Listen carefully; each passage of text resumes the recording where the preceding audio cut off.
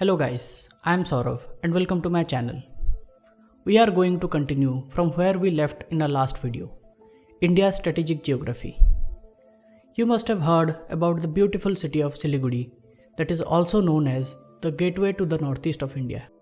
But are you aware that just a few kilometers south to the city of Siliguri lies a 60 km long and 22 km wide corridor which is one of the most strategic regions in India's geography. In this video, we are going to discuss the strategic geography of the Siliguri corridor, its vulnerabilities, and the steps being taken to defend it, and also reduce the dependency on it.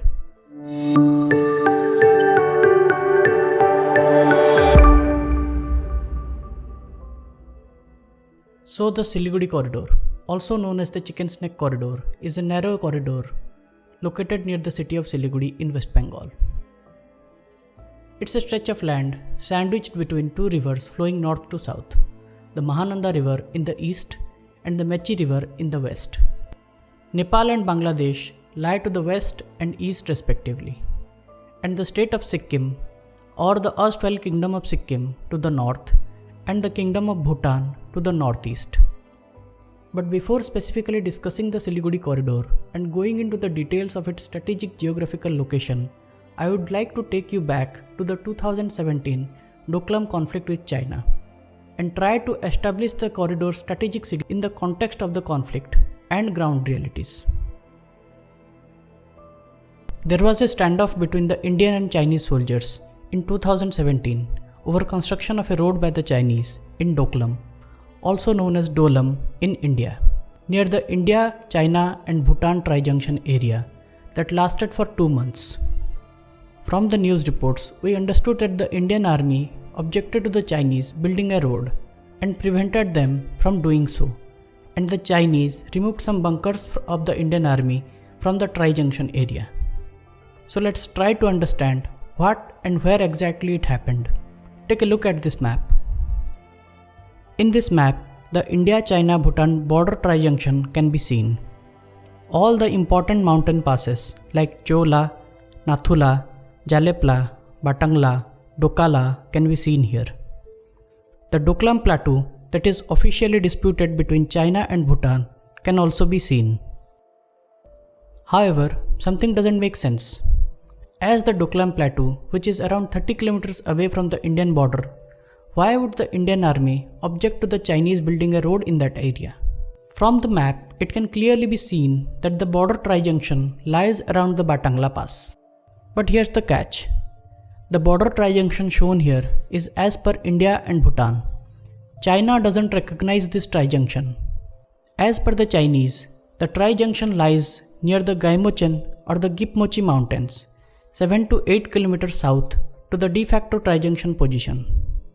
The Chinese recently shared a map which showed their claim line, showing the disputed area as per their perception of the 1890 Anglo-Chinese Convention. So let's compare the two and see how is it different. In this graphic, we can see the border alignment among the three countries. The tri-junction as per India and Bhutan can be seen here. Now here is what China claims to be the tri-junction. Now if we superimpose the two images, we can clearly see China has extended its border further south and east towards Bhutan. But still, why should we object to it? The reason is the threat it causes for the Siliguri corridor. Chumbi Valley, as we can see, is a dagger-shaped valley in the Himalayas that projects southwards from the Tibetan plateau. It is a salient that lies between Sikkim in India to the northwest, west and southwest, and Bhutan to the northeast, east and south. At its narrowest, it's only 5 to 6 km wide. Here is an interesting fact. Did you know that the British gave Chumbi Valley to Tibet in 1908 for 25 lakh rupees, which was paid by the Chinese in 3 installments? The British expedition, also known as the Young Husband Expedition, started in December 1903 and lasted till 1904, was an invasion of Tibet by the British. British Army officer Sir Francis Young Husband, under the guidance of his mentor Lord Nathaniel Curzon, the Viceroy of India, invaded Tibet in 1904 with British Indian soldiers and forced the Tibetans to sign a treaty in Lhasa in September that year. Lord Curzon wanted to secure the Chumbi Valley to extend the British influence in Tibet. However, the British government in London, considering the geopolitics of that time, signed a treaty with China at Peking in April 1906 to not engage in Tibet. So hypothetically speaking, if the British had not made a pact with China, we could still have some control over the Chumbi Valley. Now, at approximately 105 km south to the Chumbi Valley lies the Siliguri corridor. Given the proximity of Chumbi Valley to the Siliguri corridor, it creates vulnerabilities for India. Conversely, it also makes Chumbi Valley vulnerable to Indian land and air attack in case of a war. However, if China takes control of the Doklam plateau, also known as Dokala in India, which is a 90 square kilometer plateau in Bhutan, south to the Chumbi Valley and east of Sikkim in India, as shown here in the satellite image, then it will provide them the much needed depth in the region. Considering the vantage point from the plateau, they can dominate from these heights, observing the movements of Indian army. It will also reduce their vulnerabilities vis-a-vis an Indian attack, and would rather bring the Siliguri corridor closer to them to mount an offensive, nullifying our terrain advantage in the southwest of the valley. The implications of the 2017 border skirmish were strategic. India simply cannot afford to surrender its strategic advantage in the area and further jeopardize the defenses of the already sensitive Siliguri corridor. But how come such a narrow stretch becomes so important? Like most of the contentious border of India, the Siliguri corridor, also known as the Chicken's Neck, is a cartographic relic of the British. When the British left, they partitioned British India along religious lines to create the modern states of India and Pakistan. Pakistan was further divided into East and West Pakistan. So they drew lines on the map to provide a path to Assam from Bengal, disregarding the geography of the region and the strategic implications. Also, did you know that Sikkim was not a part of the Union of India till 1975? Let's go back in time to understand how Sikkim became a part of India, because the current conflict with China also has some roots there. Sikkim was a monarchy since 1642, under the British Raj in India. Till 1849, Sikkim remained independent and as an ally of Britain. But as the relations between Britain and Sikkim turned sour, Britain annexed Darjeeling and Morang from Sikkim, and Sikkim became a vassal state of the British. When India got independence from the British, according to the Indian Independence Act of 1947, the suzerainty of the British Crown over the princely states was terminated, and all the members of the Prince's Chamber technically became independent states. The Indian princely states then merged with the Dominion of India by signing the Instruments of Accession and Merger Agreements. In 1950, the Indo-Sikkim Treaty was signed. This treaty was signed between the Chogyal or the monarch of Sikkim and the Indian government, which recognized Sikkim as a protectorate of India. Sikkim's defense, external affairs, and communication requirements were to be looked after by India, but the kingdom had the autonomy with regards to its internal affairs. Now fast forward to 1972. After the 1971 War of Liberation of Bangladesh, the Indian government, realizing the strategic importance of Sikkim, deliberated upon the annexation of Sikkim. The then Prime Minister of India, Indira Gandhi, sanctioned a secret operation which resulted in the abolition of monarchy in Sikkim. And after a referendum in which 97.5% voters supported the abolition of monarchy, Sikkim became the 22nd state of India in 16th May 1975. It was a masterfully planned and executed operation, and this gentleman had a crucial role to play in the operation. Please find out more about him and let me know in the comments. Therefore, it is important to remember that till 1975, Sikkim was not a part of India. A tiny piece of land, that is the Siliguri corridor, was surrounded by 4 countries. Now coming back to the Siliguri corridor, let's take a look at this map. The narrow stretch of land just south of the city of Siliguri is less than 23 kilometers wide between Nepal and Bangladesh. It is the only route through which goods can be transported by road to the northeastern states of India. Also, because of the difficult mountainous terrain, only a single railway line connects the northeastern states via this corridor with the rest of India. So the safety and security of more than 45 million people and approximately 2.6 lakh square kilometer of area depend on a tiny stretch of land which is not more than 22 km wide and 60 km long. Given its strategic location, India has always been anxious of the fact that in case of a war with China, if the Chicken Neck corridor between Phansi on the Indo-Bangladesh border and Galgalia on the Indo-Nepal border gets choked due to Chinese bombardment of road and railway networks, the 7 northeastern states and northern parts of West Bengal and Sikkim would be effectively cut off from the mainland. In 1996, China aggressively pursued a diplomatic effort to yield a border claim with Bhutan in exchange for the Doklam Plateau, which Bhutan rejected. The attempts made by China in 2017 in Doklam and India's response to that is a result of that concern. Along with external security, there are also internal security challenges for the corridor and this region in general.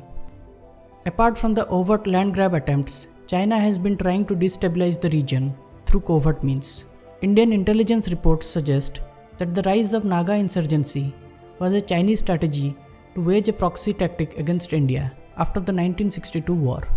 Over the years, China has been facilitating multiple insurgent groups in the region like ULFA, NSCN-K, NDFB, UNLF, Pre-Pak by providing them funds and arms and ammunition. Proximity to Bangladesh also makes this corridor vulnerable to illegal immigration problems and resulting demographic changes. It is also believed that Pakistan has also shown interest in the region to create instabilities via Nepal. Now we have understood the strategic location of Siliguri corridor. But what are we doing to secure this sensitive area? And how well defended are the northeastern states? Let's take a look. So the Eastern Command of the Indian Army, headquartered at Kolkata, looks after this entire region, starting from West Bengal and Sikkim to the 7 northeastern states. Under the Eastern Command, there are 4 corps, namely the 33 Corps situated in Sukna near Siliguri, 17 Mountain Strike Corps located in Panagarh, West Bengal, 4 Corps located in Tezpur, Assam, and 3 Corps located in Dimapur, Nagaland. There are multiple divisions under each corps scattered across the entire region. Now, if we take the Air Force into account, the Indian Air Force's Eastern Command, which was established after the 1962 war with China, has the responsibility to safeguard the skies of this region. It has its headquarters in Shillong in Meghalaya. The Eastern Air Command has permanent air bases at Chabua, Guwahati, Tezpur and Jorhat in Assam, and Bagdogra, Barakpur, Hashimara and Kalaikunda in West Bengal. It also has multiple forward air bases and ALGs in this region. I have an interesting fact to share with you about the Hashimara Air Force Station. Hashimara Air Force Station is the second home to the newly inducted Rafale aircraft. You can see where it is situated and its area of responsibility. Now let's see what are the challenges for the region. We'll try to specifically keep our focus on the Siliguri corridor and what are the steps being taken to reduce our dependency on it. India signed an agreement with Myanmar to develop the Kaladan multimodal transit transport project. The project aims at connecting India's northeastern state of Mizoram with Kolkata through the Sitwe port in Myanmar via the Bay of Bengal. Once the project is complete, goods can travel from Kolkata port to Sitwe port in Myanmar by sea, which is 539 km away, and from there to Paletwa multimodal terminal in Myanmar through the 158 km Kaladan riverboat route, and then a 110 km trip by road from the terminal to the Mizoram border at Zorinpui. From there by road up to Mizoram's capital as well, and then onwards to other northeastern states. This project is nearing completion and should be operational by March 2023. It will significantly reduce the distance between the northeastern states and the rest of India. To improve connectivity with the northeast and reduce dependency on the Siliguri corridor, Bangladesh is our strategic partner. There are multiple infrastructure projects ongoing with Bangladesh that will boost connectivity and economic activity between the two countries and also provide alternate routes to the northeast. The Agartala-Akhora railway link, which should be operational very soon, will connect Ganga Sagar in Bangladesh to Nischintapur in India, which is 10.6 km long, and then connect the 5.46 km stretch between Nischintapur and Agartala railway station in India. This new rail link will connect Agartala and Kolkata by passing through Dhaka instead of Guwahati, and effectively reducing the travel time to 10 hours from the current 31 hours and distance to a mere 550 km to the current 1600 km through the Siliguri corridor. The Feni Road Bridge, also known as the Maitri Setu, over the Feni River in Bangladesh, was inaugurated in March 2021 by PM Modi. It connects Sabrum in Tripura to Chittagong in Bangladesh. A historic railway line between Belonia in South Tripura and Feni in Bangladesh is being revived, which would enhance connectivity of the region. There have also been existing rail links and bus services between India and Bangladesh that ease the connectivity problems of the northeast. Currently, there are 5 operational rail links between India and Bangladesh, that is Petrapol Benapol, Gede Darshana, Radhikapur Biral, Singhabad Rohanpur, and Haldibari Chihalhati. India and Bangladesh are also exploring to create a corridor linking Chopra in North Dinajpur district on the western side with Jalpaiguri on the eastern side through Tetulia in Bangladesh. This corridor will thereby bypass the Chicken's Neck and reduce the distance between two cities by around 86 km. All these connectivity projects will ultimately reduce India's dependency on the sensitive Siliguri corridor. In an event of a war, these alternate routes would provide redundancy and at the same time contribute towards economic development of this entire region. Despite all the efforts, there are still challenges for the region. In 2017, though the Indian Army prohibited the Chinese from building a road in the Doklam region, since the conflict, China has heavily fortified its side of the borders with roads, bunkers, military installations, and helipads. Recent satellite images also suggest that China has built illegal villages in disputed Bhutanese territory on the eastern periphery of the disputed Doklam plateau. When there is still a standoff going on with China in Ladakh on the western front, China has increased its activities on the eastern front too, from Sikkim to Arunachal Pradesh. Multiple land and air incursions have also been reported by India. The Indian Army and the Air Force are watchful of all these developments. In this video, we have tried to understand the strategic importance of the Siliguri corridor, its vulnerabilities, and the course of action to mitigate these concerns. This chicken's neck and dagger analogy may sound silly, but the geography of the region provides the logic why is it so. We have discussed the chicken's neck in the east. There is another chicken's neck and dagger on our western front that has great strategic significance that we will discuss in a future video. Till then, thanks for watching. Please like, share and subscribe my channel. I hope to see you soon with a fresh and new video. Thank you.